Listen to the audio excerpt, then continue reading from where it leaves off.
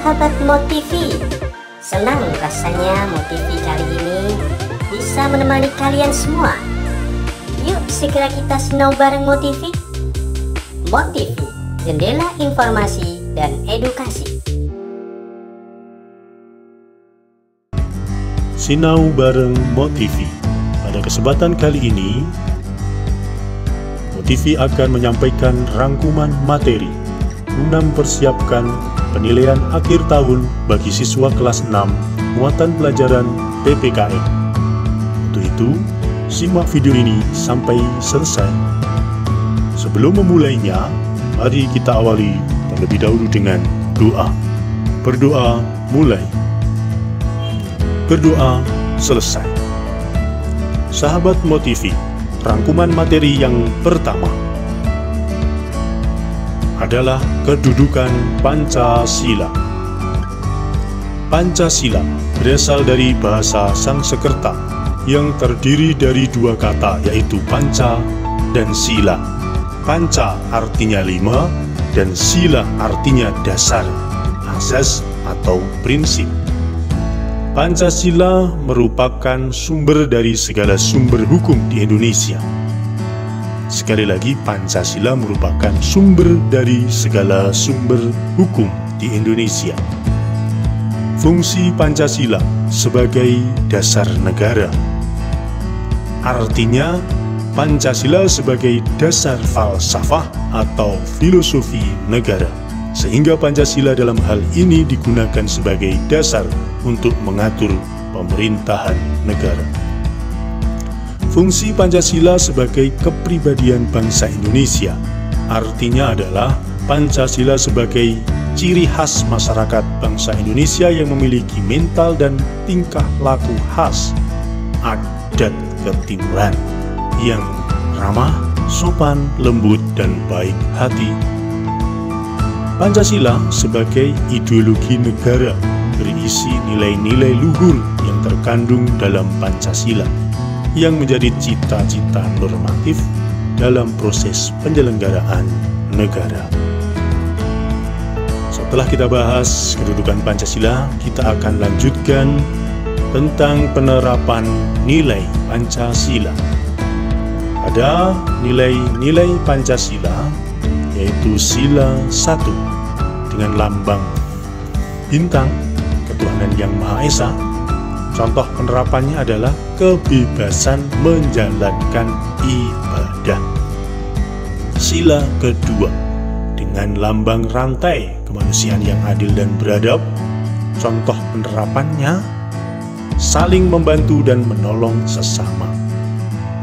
Sila ketiga dengan lambang pohon beringin Persatuan Indonesia.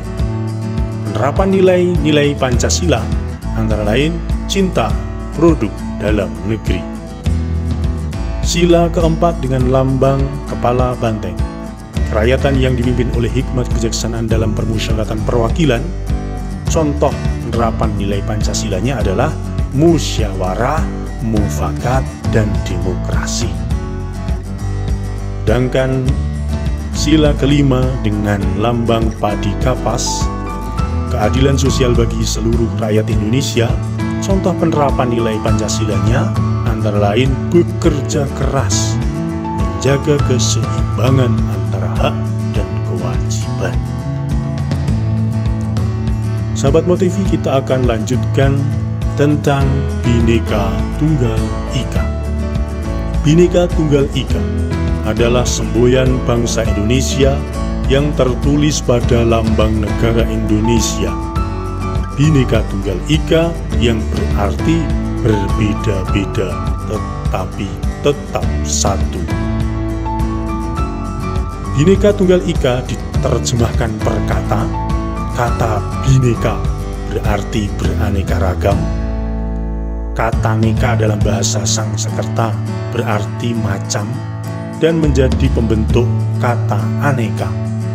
Diterjemahkan beraneka satu itu, yang bermakna meskipun keanekaragaman tetapi pada hakikatnya bangsa Indonesia tetap adalah satu kesatuan. Bhinneka Tunggal Ika dikutip dari sebuah kitab Jawa kuno, yaitu kitab Sutasoma karangan Empu Tantular semasa Kerajaan Majapahit sekitar abad 14.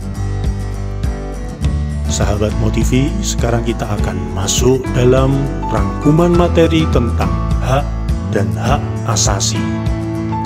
Hak adalah segala sesuatu yang pantas diterima. Sedangkan hak asasi manusia adalah hak dan kebebasan fundamental bagi semua orang, semua manusia, tanpa memandang kebangsaan, jenis kelamin, adat, asal kebangsaan, etnis, ras, agama, bahasa, dan status lain. Macam hak asasi. Hak asasi ada 6 diantaranya. 1. Hak asasi pribadi. 2. Hak asasi politik. 3. Hak asasi hukum. 4. Hak asasi ekonomi. 5. Hak asasi peradilan. Dan 6. Hak asasi sosial budaya. Terkait dengan penggunaan hak, harus dilakukan secara tanggung jawab, karena dengan penggunaan hak yang secara tanggung jawab akan menjadikan rasa aman, tentram, dan damai. Berikutnya, hak warga negara yang sesuai dengan Undang-Undang Dasar 45. Dalam pasal 27, warga negara punya hak atas pekerjaan dan penghidupan yang layak bagi kemanusiaan. Hak warga negara Indonesia dalam pasal 28 yaitu mempunyai hak berserikat, berkumpul, dan menyatakan pendapat. Hak warga negara sesuai pasal 29 adalah hak beragama. Hak dalam pasal 30 meliputi hak usaha bela negara. Hak berdasarkan pasal 31 yaitu hak untuk mendapatkan pendidikan. Pada pasal 32, warga negara Indonesia mempunyai hak untuk memajukan budaya. Materi Sumpah Pemuda. Sumpah Pemuda tercetus pada tanggal 28 Oktober 1928 di Batavia atau yang sekarang dikenal Jakarta. Sumpah Pemuda tercipta dari Kongres Pemuda II yang dilaksanakan atau diselenggarakan 2 hari, yaitu tanggal 27 sampai 28 Oktober 1928. Sehingga sampai saat ini juga masih diperingati setiap tanggal 28 Oktober sebagai Hari Sumpah Pemuda. Sumpah Pemuda adalah suatu pergerakan kemerdekaan Republik Indonesia yang dilakukan oleh para pemuda-pemudi Indonesia dengan menyatakan janji satu tanah air, janji satu bangsa, janji satu bahasa. Sumpah Pemuda bertujuan untuk membangkitkan semangat rakyat Indonesia, terutama para anak muda, untuk menegaskan kemerdekaan Republik Indonesia. Ya, selesai sudah sahabat Motivi. Apa yang kita pelajari dalam Sinau Bareng kali ini semoga membawa manfaat. Sekian dan terima kasih. Tetap semangat, jaga kesehatan. Salam Motivi, jendela informasi dan edukasi. Wassalamualaikum warahmatullahi wabarakatuh.